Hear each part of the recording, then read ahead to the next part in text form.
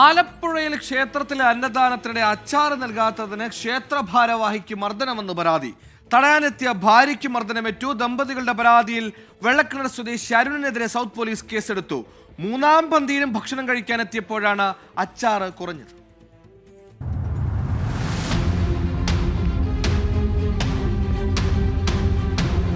മനഃപൂർവ്വം വഴക്കുണ്ടാക്കാൻ വന്നു.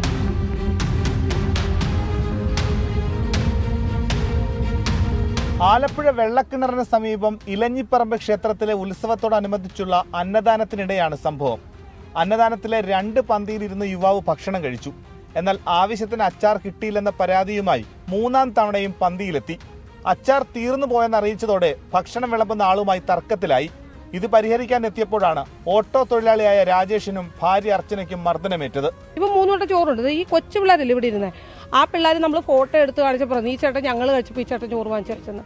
ഇപ്പം മനഃപൂർവ്വം വഴക്കുണ്ടാക്കാൻ വന്നതാണ്. നമ്മൾ ഈ വ്യക്തിയായിട്ട് ഒരു കാരണവശാലും നമുക്കൊരു മുൻവൈരാഗ്യമോ അല്ലെങ്കിൽ വ്യക്തി നമുക്ക് അറിയത്തു പോലുമില്ല. അരുണിനെയും ഒപ്പമുണ്ടായിരുന്നവരെയും നാട്ടുകാർ ചേർന്ന് പിടിച്ചു മാറ്റുകയായിരുന്നു. രാജേഷും അർച്ചനയും ആലപ്പുഴ ജനറൽ ആശുപത്രിയിൽ ചികിത്സ തേടി. പരാതിയിൽ അരുണിനെതിരെ ആലപ്പുഴ സൗത്ത് പോലീസ് കേസെടുത്ത് ജാമ്യത്തിൽ വിട്ടയച്ചു. 24 ആലപ്പുഴ.